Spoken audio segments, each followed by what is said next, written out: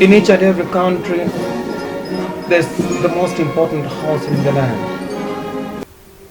It is the manifestation of their sovereignty,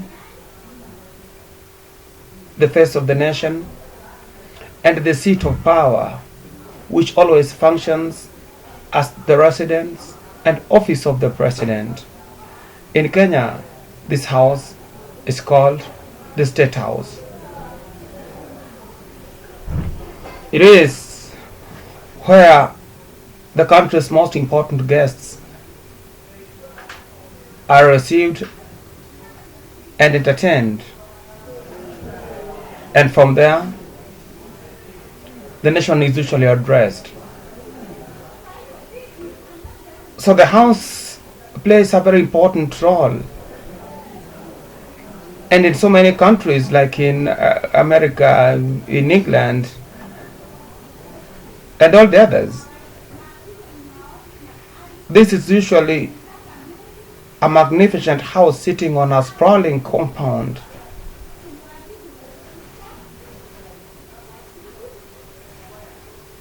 It has all the requirements that are needed both for the private and public life of the president.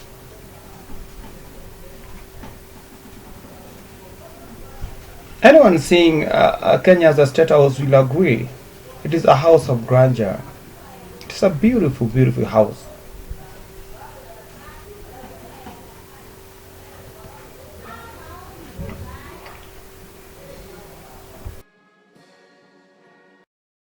It's perhaps every Kenyan's lifetime dream, but one that doesn't come easy.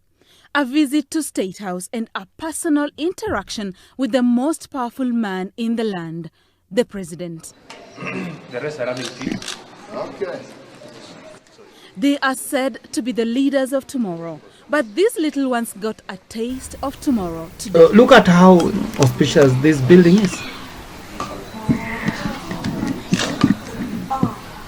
And they had a good guide to show them around the prestigious White House on the hill.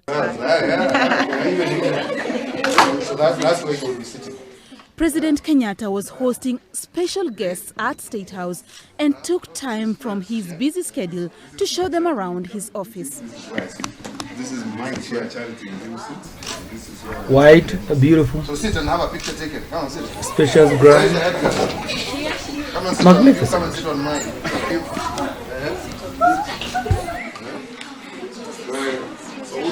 So now you should call the meeting to order now.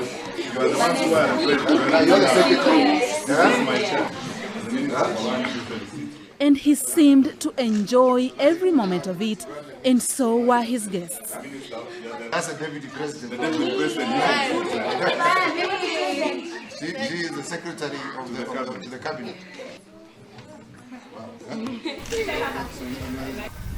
Then it comes to serious business, and the State House still rises to the occasion.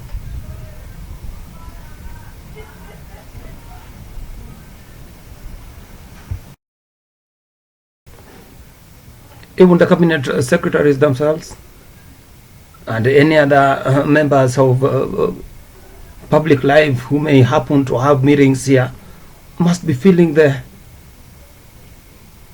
power of this house. Then there's this large, beautiful hall, a grand hall in which the president usually receives the ambassadors and carry out other activities.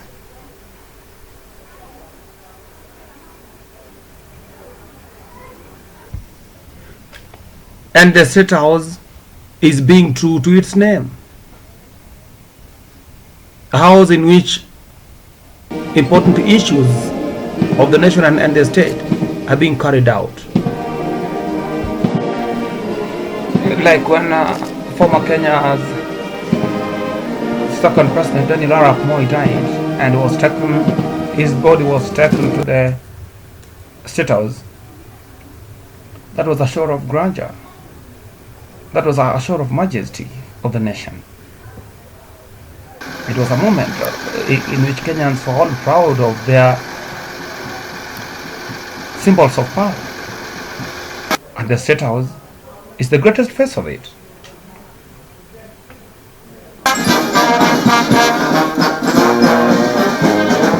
The official residence and office of the president of the land.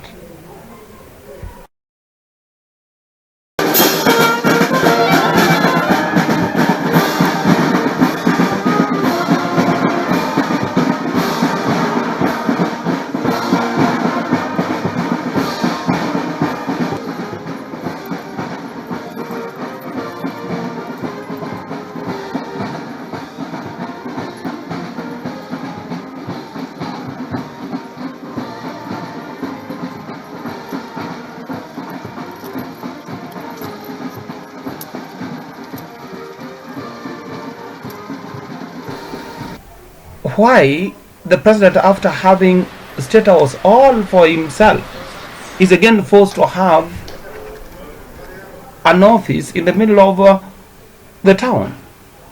This is his office.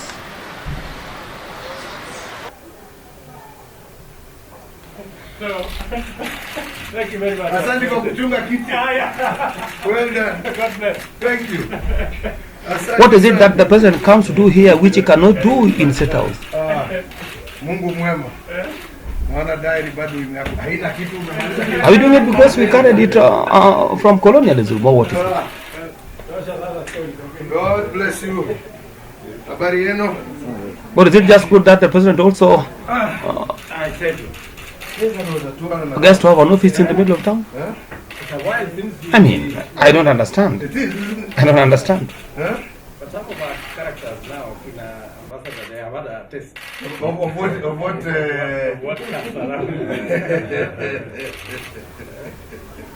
This is the room in which the president would always hold his cabinet meetings in his office in town. Implementation and communication cabinet But is it committee necessary? meeting, whose chair arrived by the time the media was asked to leave A Harambee. brief tour around the State House shows what an awesome place this is.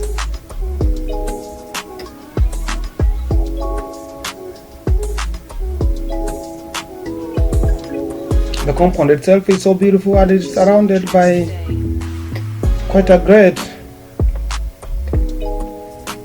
environment. So this is a place that will fully suffice for being the residence and the office of the president. Why then do we again make our president travel downtown to the middle of town in the name of going to his office? It doesn't happen anywhere else in the world.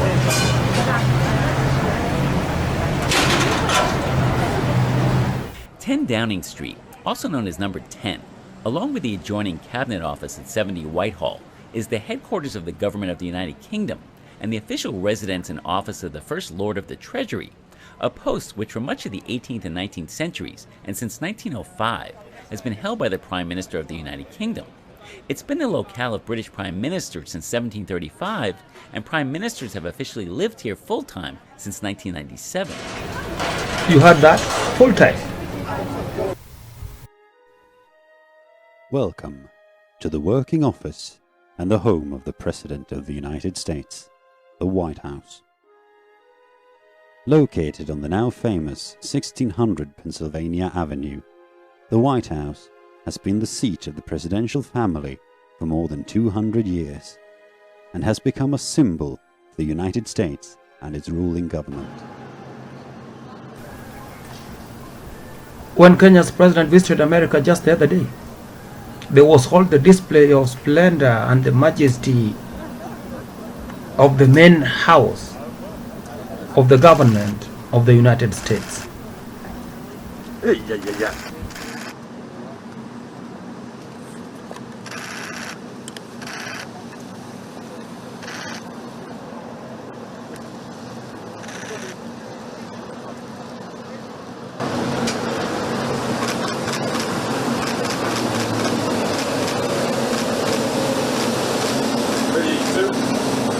Ready, horse.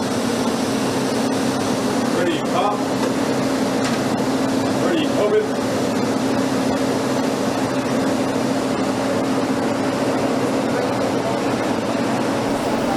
The President of the United States himself does not have any other office